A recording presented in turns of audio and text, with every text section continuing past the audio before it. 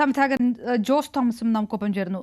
Shri Jose Thomas, പറഞ്ഞത് ചില പ്രധാനപ്പെട്ട പോയിന്റുകളൊക്കെ എടുത്തു പറഞ്ഞുകൊണ്ട് സംവിധായകരും തിരക്കഥാകൃത്തുക്കളും ഒക്കെ സമൂഹ മാധ്യമങ്ങളിൽ പോസ്റ്റുകൾ ഇടുകയാണ്. അത് ചെറിയ സിനിമകൾ നിർമ്മിക്കുന്നവർക്ക്, അത് ഈ ധനസഹായം കച്ചവട സിനിമ എടുക്കുന്നവർക്കല്ല നൽകേണ്ടത്, പരിശീലനം എല്ലാവർക്കും വേണ്ടതല്ലേ എന്ന് തുടങ്ങിയ പല പല കാര്യങ്ങൾ പറഞ്ഞുകൊണ്ടാണ് പറഞ്ഞത്. അടൂരായതുകൊണ്ട് ഇതിനകത്ത് കൃത്യമായിട്ട്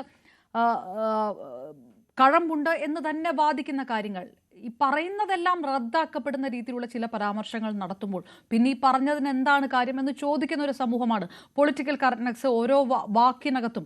ഇപ്പോഴൊരു സിനിമ പോലും എടുത്തു കഴിഞ്ഞാൽ ചില പണ്ട് കൈയടിച്ചിരുന്ന പല ഡയലോഗുകളും പറയാൻ പോലും പറ്റില്ല. അങ്ങനെ ഒരു കാലത്ത് ഒരു സിനിമാ കോൺക്ലേവിൻ്റെ ഒരു വേദിയിൽ നിന്ന് ഒരാളിത് പറയുന്നത് ഒരുപക്ഷെ ആ കോൺക്ലേവിൽ അല്ലാതെ പറയുന്ന നല്ല കുറേ തീരുമാനങ്ങളെ പോലും ഇല്ലാതാക്കുകയാണ്. അത് എങ്ങനെയാണ് അനുകൂലിക്കുക?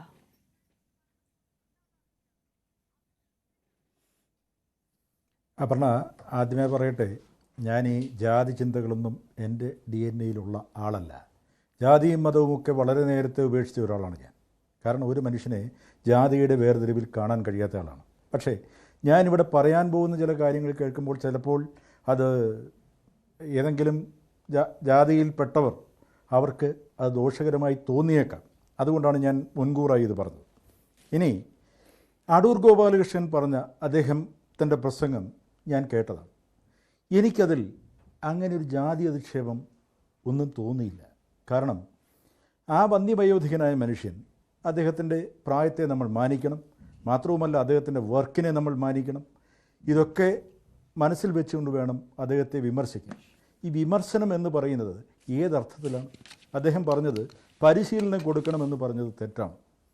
എന്തിനാണ് ഇവിടെ ഫിലിം ഇൻസ്റ്റിറ്റ്യൂട്ടുകൾ? സിനിമ നിർമ്മിക്കാനും അല്ലെങ്കിൽ സിനിമ സംവിധാനം ചെയ്യാനും എന്തിന് എല്ലാ കാര്യങ്ങളിലും സിനിമയുടെ എല്ലാ മേഖലകളിലും പരിശീലനം വേണം എന്ന് അദ്ദേഹം പറഞ്ഞത് എങ്ങനെയാണ് തെറ്റായി വ്യാഖ്യാനിക്കപ്പെടുക? അത് ആർക്കാണ് വിഷമമുണ്ടാക്കിയത്? പിന്നെ 1.5 കോടി രൂപയുടെ കാര്യം. ഒരു കണ്ടൻറ്റ്, സിനിമ എന്ന് പറയുന്നത് ഒരു ബിഗ് ബഡ്ജറ്റ് സിനിമയിലേക്ക് പോകുന്നതല്ലല്ലോ, അത് കൊമേഴ്സ്യൽ സിനിമയല്ലല്ലോ. ഇതിന് ചെറിയ രീതിയിൽ എടുക്കുമ്പോൾ ചെറിയ രീതിയിലുള്ള, അത് 1.5 കോടി രൂപ 3 പേർക്ക് കൊടുത്താൽ 3 സിനിമയാവില്ലേ എന്നാണ് അദ്ദേഹം ചോദിച്ചത്. ഈ 1.5 കോടി രൂപ കൊടുത്താൽ അവർ അതിൽ നിന്ന് മോഷ്ടിച്ചു കൊണ്ടുപോകുന്നു, അല്ലെങ്കിൽ കൈയിട്ട് വാരുന്നു, അങ്ങനെയൊന്നും അദ്ദേഹം ഉദ്ദേശിച്ചിട്ടേ ഇല്ല. നമ്മൾ എഴുതാപ്പുറങ്ങൾ വായിക്കാതിരിക്കുക. ആദ്യമായി അദ്ദേഹം പറഞ്ഞത് പരിശീലനം കൊടുക്കണമെന്ന് പറഞ്ഞതിൽ ഒരുപാട് വ്യാഖ്യാനങ്ങൾ. ഞാൻ മന്ത്രി വാസവൻ്റെ ആ ഒരു പ്രസ്താവന കണ്ടു, അല്ലെങ്കിൽ പത്രക്കാർക്ക് ഒരു ഇൻ്റർവ്യൂവിൽ കാണുന്നു. ആരാണ് മുൻകൂർ പരിചയവുമായിട്ട് സിനിമയിലേക്ക് വരുന്നത് എന്നാണ് അദ്ദേഹം ചോദിക്കുന്നത്.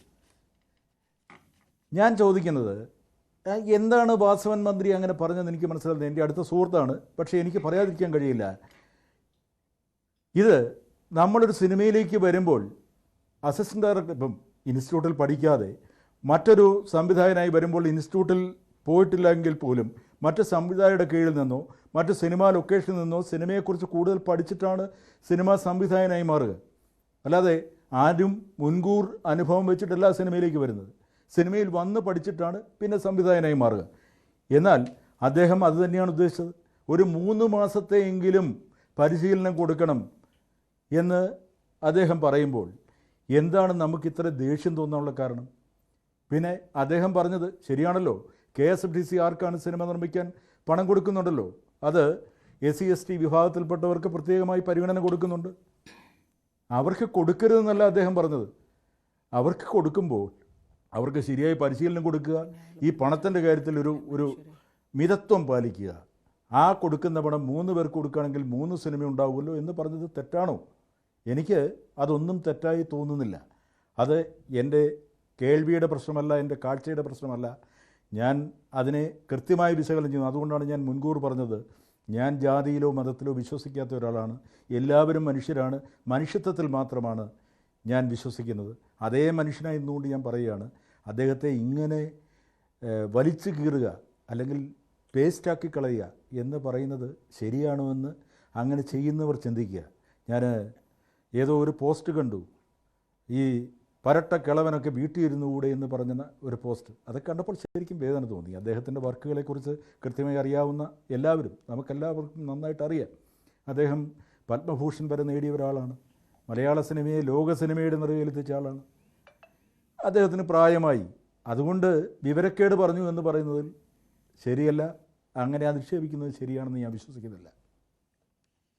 ശ്രീ ജോസ് തോമസ്, അങ്ങനെയാണെങ്കിൽ ശരി, അതിൽ ധന്യ അടക്കമുള്ളവർക്ക് ആ മറുപടിയിലേക്ക് വരാം. പക്ഷേ സ്ത്രീകൾക്ക് പരിശീലനം വേണമെന്ന് അദ്ദേഹം പറയുന്നിടത്ത് സ്ത്രീകൾ എന്ന് പറയുന്ന ആ ഒരു ജെൻഡർ ഈക്വാലിറ്റിയുടെ ഒരു കാലത്ത് ആ ഒരു പരാമർശത്തിൻ്റെ ഒരു വിഷയമുണ്ട്. അതിനുശേഷം പുഷ്പാവതി പോയി പടത്തിന് പോലെ ഒരാൾ ഇത് തിരുത്തുമ്പോൾ ആരാണ് വെറുതെ വഴിയിൽ കൂടെ പോയൊരു സ്ത്രീയാണോ തന്നോട് ചോദിക്കുന്നത് എന്ന് പറയുന്നിടത്തൊരു വലിയ വിഷയമുണ്ട്. അടൂരിനെ പോലെ ഒരു സംവിധായകൻ സ്വാഭാവികമായിട്ടും അദ്ദേഹത്തിൻ്റെ സിനിമയിലെ സ്ത്രീ കഥാപാത്രങ്ങളൊക്കെ ആയിരിക്കുമല്ലോ ആലോചിക്കുമോ, അങ്ങനെ സ്വത്വത്തോടു കൂടി നിൽക്കണം, സ്വാഭിമാനത്തോട് കൂടി നിൽക്കണം എന്ന് ഉറക്കെ വിളിച്ചു പറഞ്ഞ എത്രയോ സ്ത്രീ കഥാപാത്രങ്ങളെ തിരശീലയിൽ കൊണ്ടുവന്ന ഒരു സംവിധായകൻ ഈ രീതിയിൽ ഇത് വ്യാഖ്യാനിക്കുന്നത് കാണുമ്പോൾ പ്രേക്ഷകർക്ക് പോലും ഉണ്ടാകുന്ന ഒരു നിരാശാബോധമില്ലേ? അതിനെന്ത് മറുപടി ഉണ്ടാവും? അല്ല, സ്ത്രീകൾക്ക് മാത്രം പരിശീലനം കൊടുക്കണമെന്ന് അദ്ദേഹം ഉദ്ദേശിച്ചിട്ടില്ല. എല്ലാവർക്കും, പുതിയത് വരുന്ന അല്ലെ അങ്ങനെ പരിഗണിക്കപ്പെടുന്ന എല്ലാവർക്കും പരിശീലനം കൊടുക്കണമെന്ന് അദ്ദേഹം ചിന്തിച്ചിട്ടുണ്ട്, അദ്ദേഹം പറഞ്ഞിട്ടുണ്ട്. അത് ശരിയാണ്. പക്ഷേ അവിടെ പുഷ്പാവതി എഴുന്നേറ്റെന്ന് പറഞ്ഞപ്പോൾ അങ്ങനെ പറയാൻ പാടില്ലായിരുന്നു. ആർക്കും അവിടെ ഒരു അഭിപ്രായം പറയാം, അതിന് കൃത്യമായി മറുപടി കൊടുത്താൽ മതിയായിരുന്നു. അത് തെറ്റ് തന്നെയാണ്. അദ്ദേഹം ചെയ്ത തെറ്റിനെ ഞാൻ ന്യായീകരിക്കുന്നില്ല. ആ സ്ത്രീയോട്, ആ വനിതയോട് മാന്യമായി സംസാരിക്കാമായിരുന്നു. പിന്നെ നമ്മൾ ഈ പറയുന്ന ഈ സ്ത്രീകളുടെ സമത്വം അല്ലെ സ്ത്രീകൾ സിനിമയിലേക്ക് വരുന്നു. വർഷങ്ങൾക്ക് മുമ്പ് ഷീലയും ഒക്കെ പടങ്ങൾ സംവിധാനം ചെയ്തിട്ടില്ലേ? ഇവിടെ എത്രയോ സ്ത്രീ സംവിധായകർ വന്നിട്ടുണ്ട്. വിജയധർമ്മല സിനിമകൾ എത്രയോ സംവിധാനം ചെയ്തിട്ടുണ്ട്. അപ്പം നേരത്തെയും സ്ത്രീകളെ ആരും അടിച്ചമർത്തിയിട്ടില്ല. സ്ത്രീകൾക്ക് മുൻപന്തിയിലേക്ക് വരാം, അത് ഏത് സ്ത്രീകൾക്കും വരാം. ആരും അടിച്ചമർത്തിയിരിക്കുന്നു എന്നൊക്കെ പറയുന്നത് ഒരു എന്താണ്? ജോസ് തോമസ്, അല്ല, നമുക്ക് ഇത് കുറച്ചുകൂടി ജനറൽ ആയിട്ട് പറയുന്നതായിരിക്കും നല്ലത്. ആ തരത്തിലേക്ക് പറഞ്ഞാൽ ഒരുപക്ഷെ കേൾക്കുന്നവർ ചിരിക്കില്ലേ? 100-ൽ അരയോ ഒന്നോ ഒക്കെയാണ് സ്ത്രീകൾ വരുന്നത് കേരളത്തിൽ. ഇത് ഏതെങ്കിലും ഒരു കാലത്ത് ഒരു ഷീലയൊക്കെ സിനിമാ സംവിധാനം ചെയ്തു എന്ന് പറയരുത്. അമ്മയുടെ വിഷയം ഒരു വശത്ത് നടക്കുന്നു. പ്രൊഡ്യൂസേഴ്സ് അസോസിയേഷനിൽ നിന്ന് സാന്ദ്ര തോമസിനെ പോലും പത്രിക എടുത്ത് തള്ളിയ, ഞാൻ ആ വിഷയമൊന്നും പറയുന്നില്ല. എത്രയോ വിഷയങ്ങൾ നടന്നുകൊണ്ടേയിരിക്കുന്നു. മലയാള സിനിമ സ്ത്രീകളെ എങ്ങനെയാണ് കാണുന്നത്, സിനിമ ഇൻഡസ്ട്രി സ്ത്രീകളെ എങ്ങനെയാണ് കാണുന്നു എന്നുള്ളത് ഒരു അവസാനിക്കാത്ത സബ്ജക്റ്റാണ്. ഹേമ കമ്മിറ്റി പോലും പെട്ടിക്കകത്തിരിക്കുന്ന സാഹചര്യത്തിൽ ഇനി അതിനെക്കുറിച്ച് പറയണ്ട. പക്ഷേ ഇത് പൊതുബോധ്യത്തിനകത്ത്, പൊതുജനങ്ങൾക്ക് മുന്നിൽ ഇതെല്ലാം ഉണ്ട്. ആ സമയത്ത് ഇത് പറയുമ്പോൾ ഇത് വല്ലാതെ തിരിച്ചടിക്കും.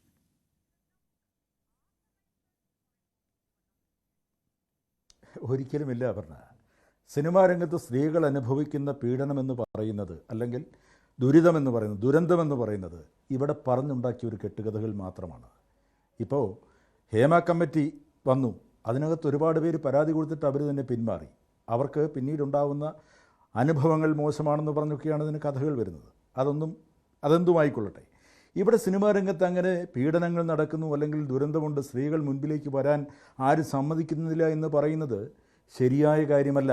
ഇപ്പോൾ പ്രൊഡ്യൂസേഴ്സ് അസോസിയേഷൻ, ഇപ്പോൾ അപർണ തന്നെ പറഞ്ഞു, സാന്ദ്ര തോമസിൻ്റെ പത്രിക തള്ളുന്നു. അതിനൊരു ബൈലോ ഇല്ലേ? ആ ബൈലോ അനുസരിച്ചല്ലേ അവർക്ക് പ്രവർത്തിക്കാൻ കഴിയും? അവർക്കെന്നല്ല, ഒരു ഭരണാധികാരിയെ ഫിക്സ് ചെയ്യുമ്പോൾ അദ്ദേഹം നോക്കുന്നത് എന്താണ്? ബൈലോ അനുസരിച്ചാണ് ഒരാളുടെ പത്രിക തള്ളണോ കൊള്ളണോ എന്ന് തീരുമാനിക്കുന്നത്. അതിനുടനെ സ്ത്രീയെ അപമാനിച്ചു അല്ലെ സ്ത്രീയെ മാറ്റി നിർത്തുന്നു പറഞ്ഞതിൽ അർത്ഥമുണ്ടോ? ഏത് സ്ത്രീ? അവിടെ ആകെ 5-10 മെമ്പേഴ്സാണ് സ്ത്രീകളുള്ളത്. അവർ ആർക്ക് വേണമെങ്കിലും വരാം. എല്ലാവരുടെയും പത്രികയൊന്നും തള്ളിയിട്ടില്ലല്ലോ. ബാക്കി മത്സരിക്കാനായിട്ട് നാമനിർദ്ദേശം കൊടുത്തവരുടെ ഒന്നും തള്ളിയിട്ടില്ലല്ലോ. ഇത് ബൈലോ അനുസരിച്ച് തള്ളി. പിന്നെ അമ്മയിൽ എന്താണ്? എല്ലാ പുരുഷന്മാരും നാമനിർദ്ദേശ പത്രിക പിൻവലിച്ചില്ലേ? സ്ത്രീകൾ മുൻപോട്ട് വരട്ടെ എന്ന് പറഞ്ഞിട്ട്. അപ്പോൾ അതിനെന്താ, സ്ത്രീകൾക്ക് പ്രാധാന്യം കൊടുത്തതല്ലേ? അതൊക്കെ എന്താ മനസ്സിലാക്കാത്തത്? അതൊന്നും ആരും കാണില്ല. ഇവിടെ എന്തെങ്കിലും തരത്തിൽ ഇപ്പോൾ സാന്ദ്ര തോമസിൻ്റെ പത്രിക തള്ളിയത് വളരെ കാര്യമായി പറയും. സ്ത്രീകൾക്ക് പ്രാധാന്യം കൊടുത്ത് അല്ലെ അവർക്ക് പ്രാതിനിധ്യം കൊടുത്ത് കൊണ്ടുവരുന്നത് ആരും കാണില്ല. ഇത് ഇതിൽ ഞാൻ തർക്കിക്കാൻ പോയത് വേറൊരു വിഷയത്തിലേക്ക് വരും. കാരണം അത് കൗണ്ടർ ചെയ്യാൻ അങ്ങനെയുള്ള ഒരു പാനൽ അപ്പുറത്തില്ലാത്തതുകൊണ്ട് ഞാൻ അതിനകത്തേക്ക് കടക്കുന്നില്ല. ആടിനെ പട്ടിയാക്കുക, പട്ടിയെ പേപ്പട്ടിയാക്കുക, പേപ്പട്ടിയെ തല്ലിക്കൊല്ലുന്ന ഒരു പ്രവണത മലയാള സിനിമയുടെ എല്ലാ മേഖലകളിലുമുണ്ട്. ഉള്ളതുകൊണ്ട് കൂടിയാണല്ലോ WCC അടക്കമുള്ള ഒരു പ്രസ്ഥാനത്തിന് തന്നെ എണ്ണീറ്റ് നിൽക്കേണ്ടതായി വന്നത്. ഞാൻ അതിലേക്ക് കടക്കുന്നുണ്ട് ശ്രീ ജോസ് തോമസ്. അത് എനിക്കതിൽ വിയോജിപ്പുണ്ട്. അത് സംസാരിക്കാൻ അപ്പുറത്തെ ആൾക്കാരാണ് വേണ്ടത്. നമ്മൾ ഈ വിഷയത്തിലേക്ക് വരാം. ഇപ്പോൾ സംവിധായകൻ ഡോക്ടർ ബിജു നമുക്ക് പറഞ്ഞിരുന്നു. ഡോക്ടർ ബിജു, വളരെ പ്രധാനപ്പെട്ട ഒരു കാര്യമാണ് പറയുന്നത്. 84 വയസ്സുള്ള ഒരു വന്ധ്യവയോധികനായിട്ടുള്ള മലയാള സിനിമയ്ക്ക് ഇത്രയേറെ സംഭാവനകൾ ചെയ്ത അടൂർ ഗോപാലകൃഷ്ണൻ പിള്ള ഒരാൾ പറയുന്നത് പരിശീലനം വേണമെന്നാണ്. പരിശീലനം വേണമെന്ന് പറയുന്നത് അതെങ്ങനെയാണ് തെറ്റാകുക? അടൂരും അത് തന്നെ പറയുന്നു. ഞാൻ പരിശീലനം വേണമെന്ന് പറയുന്ന ഒരു കാര്യത്തിനകത്ത് ഞാൻ പിന്മാറുന്നില്ല. എല്ലാത്തിനകത്തും എന്തിനാണ് ദുഷ്ടലാക്ക് കാണുന്നത് എന്നുള്ളൊരു ചോദ്യമാണ് ഈ അപ്പുറത്ത് നിൽക്കുന്നവർ ചോദിക്കുന്നത്. അതുകൊണ്ട് അടൂർ ഗോപാലകൃഷ്ണൻ പറഞ്ഞ കാര്യത്തിന് കൈയടിക്കാൻ ആൾക്കാരുണ്ടാകുന്നു, വാദിക്കാൻ ആൾക്കാരുണ്ടാകുന്നു. എന്താണ് മറുപടി?